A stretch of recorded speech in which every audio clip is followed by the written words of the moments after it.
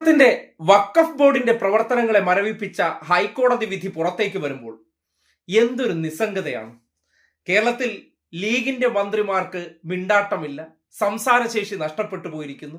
ലീഗുമായി ബന്ധപ്പെട്ട ഒരു നേതാക്കന്മാരുടെയും വികാരമുണർന്നില്ല. ഇതിപ്പോ പിണറായി ആയിരുന്നു കേരളം ഭരിച്ചിരുന്നുവെങ്കിൽ ഒന്ന് ആലോചിച്ച് നോക്കിയേനെ. ജമാഅത്ത് ഇസ്ലാമി, സുഡാപ്പികൾ, മൗദൂദികൾ, ലീഗന്മാർ തുടങ്ങി സകലമാന വിഷപ്പാമ്പുകളും പിണറായിക്കും സർക്കാരിനും സംഘി ചാപ്പ കുത്താനുള്ള വ്യഗ്രതയിൽ എന്തൊരു സ്ഫോടനാത്മകമായ ചർച്ചകൾ സംഘടിപ്പിച്ചേനെ. കേരളത്തിൽ ഒരു സർക്കാർ ഭരിക്കുന്നുണ്ട്. ഇങ്ങനെ ഒരു കോടതി ഉത്തരവ് പുറത്തേക്ക് വരുമ്പോൾ ആ ഉത്തരവിനെ പ്രതിരോധിക്കാൻ സർക്കാർ എന്നുള്ള നിലയ്ക്ക് എന്ത് ചെയ്തു എന്ന് ചോദിച്ചാൽ ഒന്നും ചെയ്തില്ല. അപ്പോ ഭരിക്കുന്നവരുടെ കൂടി ആവശ്യമാണ് വഖഫ് ബോർഡുമായി ബന്ധപ്പെട്ട പ്രവർത്തനങ്ങൾ. അതിൽ പല ഇടപെടലുകളും ആവശ്യമാണ്. അമുസ്ലിങ്ങളെ അതിനകത്ത് തിരികെ കയറ്റേണ്ടതുണ്ട് എന്നുള്ളത് ഭരിക്കുന്നവരുടെ കൂടി ആഗ്രഹമാണെന്ന് തെളിയിക്കപ്പെടുകയാണ്. ഏതെങ്കിലും ഒരു വിഷയത്തിൽ അത് പ്രതികരിക്കേണ്ട ഒരു വിഭാഗത്തെ വല്ലാതെ ബാധിക്കുന്ന വിഷയമാണെങ്കിൽ അതിൽ ഉടനടി കോടതി ഉത്തരവാണെങ്കിൽ പോലും മന്ത്രിമാർ പ്രതികരിക്കേണ്ടതുണ്ട്. മുഖ്യമന്ത്രി ആയിക്കോട്ടെ, ന്യൂനപക്ഷ മന്ത്രിമാരായിക്കോട്ടെ, ആർക്കും ആ വിഷയത്തിൽ ഒരു അഭിപ്രായവും ഇല്ലാതിരിക്കുമ്പോഴാണ് ഒരു പ്രതികരണം ഇന്നിപ്പോ പുറത്തേക്ക് വന്നത്. അത് ഉമർ ഫൈസി മുക്കത്തിന്റെയാണ്.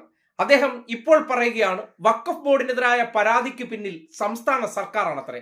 BJP അജണ്ടയ്ക്ക് സർക്കാർ സഹായം നൽകുന്നു പോലും.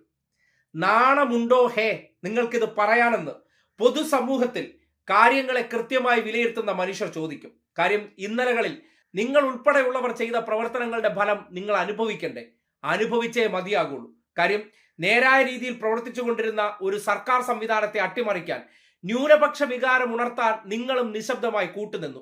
അവർ തന്ന മോഹന വാഗ്ദാനങ്ങൾക്ക് ചൂട്ടുപിടിച്ചു, കുടപിടിച്ചു. സ്വാഭാവികമായിട്ടും അവർ എന്ന കാപട്യത്തെ തിരിച്ചറിയാതെ നിങ്ങൾ ചെയ്തു കൊടുത്ത പ്രവർത്തനങ്ങൾക്ക് നിങ്ങൾ തന്നെ വില കൊടുക്കേണ്ടി വരും. ഇന്നിപ്പോ മോങ്ങിയിട്ടൊരു കാര്യവുമില്ല. വഖഫുമായി ബന്ധപ്പെട്ട പ്രവർത്തനങ്ങൾ BJP എന്താഗ്രഹിക്കുന്നോ അത് കോൺഗ്രസ് സർക്കാരിനെ ഇരുത്തി അവർ വിദഗ്ധമായി ചെയ്തിട്ട് പോകും. ഒരു ഞരക്കമോ ഒരു ശബ്ദം പോലും അതിന്റെ മേൽ ഉണ്ടാകാൻ പോകുന്നില്ല. മുനമ്പം വിഷയവുമായി ബന്ധപ്പെട്ടിട്ടുള്ള കാര്യങ്ങൾ നിങ്ങളൊന്ന് ആലോചിച്ചാൽ മതി. ആ വിഷയത്തിൽ എന്താണ് 10 മിനിറ്റ് കൊണ്ട് പ്രശ്നപരിഹാരം ഉണ്ടാക്കുമെന്ന് പ്രഖ്യാപനം നടത്തിയിട്ട് വന്ന അതേ മേനോൻ തമ്പ്രാൻ ആ വിഷയത്തിൽ ഇപ്പോഴെടുക്കുന്ന നിലപാടെന്താണ്? നിങ്ങൾക്ക് മൾട്ടിപ്പിൾ ഡാഡി സിൻഡ്രോം കണ്ടാൽ മനസ്സിലാകാതെ പോകുന്ന ആ മൂരി ബുദ്ധി ഉണ്ടല്ലോ, അങ്ങനെ തന്നെ പറയും. മുസ്ലിം പണ്ഡിതന്മാരാണ് എന്നുള്ള നിലയ്ക്ക് വലിയ അറിവുള്ളവരാണ്, വലിയ ചിന്താശേഷി ഉള്ളവരാണെന്നൊക്കെ പറയുമ്പോൾ ഒരു കാപട്യത്തെ കണ്ടപ്പോൾ തിരിച്ചറിയാൻ പറ്റാതെ അയാൾക്ക് വേണ്ടി ഈ നാട്ടിൽ മതവികാരം ഉണർത്തിക്കൊടുത്ത് അധികാരത്തിലേറാൻ സഹായിച്ചപ്പോൾ സമാധാന അന്തരീക്ഷത്തിൽ പ്രവർത്തിച്ചിരുന്ന ഒരു നാടിനെയാണ് നിങ്ങൾ കൂടി ചേർന്ന് ഒറ്റുകൊടുത്തത്. ആ ഒറ്റുകൊടുത്തപ്പോൾ ആരാണ് അതിനെ നയിക്കാൻ നിൽക്കുന്നത്, അയാളുടെ പ്രവൃത്തികൾ എന്താണെന്ന് ദൃശ്യങ്ങൾ സഹിതം പുറത്തു വന്നപ്പോഴും നിങ്ങൾക്ക് ചിന്തിക്കാൻ പറ്റിയില്ല.